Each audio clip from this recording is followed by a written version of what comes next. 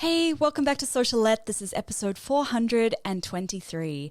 Today, I'm sharing a couple of signs that you shouldn't start a digital course because not everyone is made to create a digital course.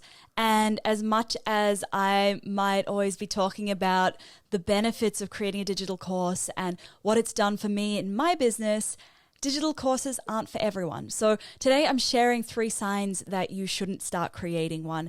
Before I jump into today's episode, my friend and mentor, Amy Porterfield, is running a free masterclass this week to help you succeed in your digital course creation journey. She's helping you sidestep the challenges that keep most would-be course creators from making it in the long run. You can register for her free masterclass at stephtaylor.co/Amy Masterclass. You'll also find the link to that in the show notes below. It happens like once a year, so I would highly recommend registering for it if you get the chance. All right, so the first sign that you shouldn't create a digital course is that you want something that is purely 100% passive income.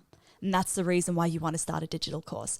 So the thing with passive income is most of the time it's not completely passive, and digital courses especially, although most of the work goes into creating the course and then you can sell it without having to put in extra work per unit sold, there is still a lot of work that needs to happen behind the scenes. Things like customer support, things like if you're doing it live, showing up and teaching to your students, making sure that they're completing everything.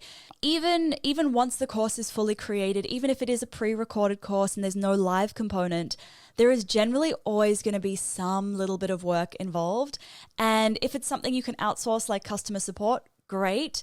But then you'll need to work to manage the team of customer support people or the person who's doing your customer support. So there's always a little bit of work there.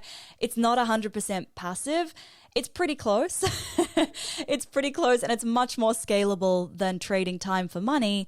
But it's not going to be a create it and then bugger off to the Greek islands and drink cocktails on the beach all day and never check your laptop. That's just not going to be the case, unfortunately. The second sign that you shouldn't start creating your digital course is that you're willing to let fear get in the way of taking action. There's a big misconception that fear is a bad sign, that it's a sign that you're doing something you shouldn't be doing. But in reality, fear is just keeping you comfortable. It's deeming your comfort zone to be safe, and it's trying to keep you alive, right? Your brain is programmed to keep you inside that comfort zone because it knows that that means survival. So you don't need to be fearless to create a digital course. And you won't be. I still feel a little bit of fear each time I create something new in my business, even though I've done it many times. So if you're waiting to feel ready and if you're waiting to feel fearless, you basically get to a point where you have 2 choices. Do I want to create this course, or do I want to get caught up in the excuses of I'm afraid, I'm waiting to feel fearless? The fear isn't going to go away on its own. It will get less scary once you start to take action. The more you do it, the less scary it gets. I don't think you ever fully overcome it, but it will get less scary. So it gets to a point where you then just have to ask yourself, like, do I care about helping the people I can help with this digital course more than I care about the potential risk of failing or whatever other thing you're afraid of, risk of people judging you, whatever it is? The third sign that you shouldn't start creating a digital course is that you only want to do it because everyone else is. Now, digital courses are a bit of a hot topic at the moment. I'm sure everyone's seen how many are being launched at the moment.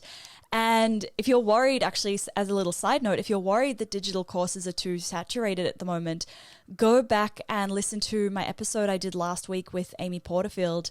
And we chat about how we actually don't think digital courses are too saturated and that we don't think that they ever will be. Digital courses are such a hot topic because 2020 and the pandemic forced everyone to become comfortable with online learning. That's great. It's great that they're a hot topic, but if the only reason that you want to launch a digital course is because your competitors are doing it, then it's probably not going to be a strong enough why to keep you going once that initial shininess has worn off and once it gets a little bit challenging, because creating a digital course, like any other project in your business, is probably going to seem new and shiny and fun at the start, and then a month in or 2 weeks in or 6 weeks in, when it starts to get a little bit challenging, then it becomes really tempting to give up on it. And if you don't have a strong enough reason for why you're creating your digital course, then it's going to be really easy for you to give up on it. So there you have it, 3 signs that you shouldn't start creating a digital course. Make sure you register for Amy's free masterclass, the 5 little known mistakes that most course creators make and what to do instead. You can register for that at stephtaylor.co/Amy Masterclass, or you can click on the link in the show notes below. Thank you so much for listening. Catch you next time.